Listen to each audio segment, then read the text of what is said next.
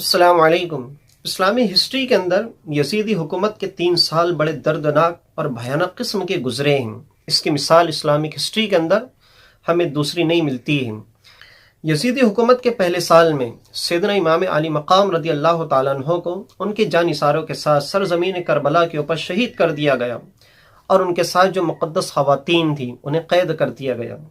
یزیدی حکومت کا جب دوسرا سال آیا تو اس بدبخت نے شہر رسول صلی اللہ علیہ وسلم، جسے آج ہم مدینہ المنورہ کے نام سے جانتے ہیں، وہ مدینہ المنورہ جس کے اندر حضور صلی اللہ علیہ وسلم کا جسم اطہر قیامت تک کے لیے محفوظ کر دیا گیا ہے، اور اس کے اندر وہ مسجد نبوی اور وہ گنبد خضرا جو تمام دنیا بھر کے مسلمانوں کے دلوں کی دھڑکن ہے اور مسلمانوں کا مرکز عقیدت ہے، اس شہر رسول کے اوپر یزیدی حکومت کے دوسرے سال کے اندر یزیدی فوج نے حملہ کر دیا اور تقریباً 10,000 صحابہ کرام رضوان اللہ تعالی علیہ مجمعین کو شہید کر دیا گیا۔ اور ظلم و بربریت یہیں تک نہیں رکی، بلکہ اس مقدس شہر میں رہنے والی خواتین کو جنسی تشدد کا نشانہ بنایا گیا، جس کی بنیاد پر تقریباً 1,000 خواتین افیکٹڈ ہوئیں۔ اور یہیں بس نہیں کیا، بلکہ مسجد نبوی کے اندر اس نے یعنی یزیدی فوج نے اپنے گھوڑے باندھے اور اس کی حرمت کو پامال کیا، اور 3 دن تک مسجد نبوی کے اندر نہ اذان ہوئی نہ نماز ہوئی۔ اس طریقے سے 2 سال یزیدی حکومت کے گزر گئے۔ یزیدی حکومت کے تیسرے سال میں آپ جانتے ہیں شہر مکہ جو ساری دنیا بھر کے مسلمانوں کا عبادت کا مرکز مانا جاتا ہے، ساری دنیا بھر کے مسلمان وہاں پہ موجود خانہ کعبہ کی طرف رخ کر کے بارگاہ ربوبیت کے اندر سجدہ ریز ہوتے ہیں۔ ویسے تو شہر مکہ کی بے شمار فضیلتیں ہیں۔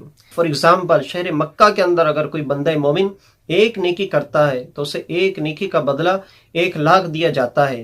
اگزامپل کے طور پہ اگر کوئی بندہ مومن وہاں پہ 1 روپیہ صدقہ کرتا ہے تو اسے 1,00,000 روپے صدقہ کرنے کے برابر ثواب دیا جاتا ہے۔ سیکنڈ اگزامپل، اگر کوئی بندہ مومن وہاں پر 1 قرآن شریف پڑھتا ہے تو اسے 1,00,000 قرآن پڑھنے کا ثواب عطا کیا جاتا ہے۔ تو وہ مقدس شہر جہاں پہ اللہ تبارک و تعالیٰ کا مقدس گھر ہے، جسے ہم خانہ کعبہ کے نام سے جانتے ہیں، یزیدی دور حکومت کے تیسرے سال اس مقدس شہر کے اوپر حملہ کیا گیا اور خانہ کعبہ کو جلا دیا گیا، اور وہاں سے طرح طرح کے اعلان کیے گئے، اور اس طرح شہر مکہ کی حرمت کو پامال کیا گیا، اس کی توہین کی گئی۔ اس طرح یزیدی حکومت کے 3 سال ظلم اور بربریت کے گزرے ہیں۔ اور خاص طور سے محرم الحرام کے مہینے کے اندر محرم شریف کی 10 تاریخ کو سرزمین کربلا کے اوپر سیدنا امام علی مقام رضی اللہ تعالیٰ عنہ کو شہید کروایا، اور ان کے ساتھ ان کے مقدس خواتین کی توہین کی، اور سر مبارک کاٹنے کے بعد اسے گلیوں میں اور بازاروں میں گھمایا گیا۔ جس طریقے سے ہم گاجے باجے ڈھول اور تماشوں کی صورت میں ہم ان خرافات کے اندر ہم ملوث ہیں، یقیناً یہ ایسے کام ہے جس سے یزیدی کردار ظاہر ہوتا ہے، اور ہمیں یہ چاہیے کہ ہم 10 محرم کی تاریخ کو سیدنا امام علی مقام رضی اللہ تعالیٰ عنہ کی بارگاہ میں نذرانہ عقیدت پیش کریں۔ ہمیں چاہیے کہ سرزمین کربلا کے پیغام کو عام کریں اور ان خرافات سے اپنے آپ کو بچانے کی کوشش کریں۔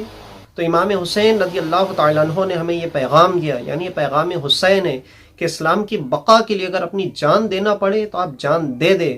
تو یہ پیغام کربلا ہمیں خوب عام کرنا چاہیے، اور محرم میں ہونے والے ان خرافات سے اپنے آپ کو ہمیں بچانا چاہیے۔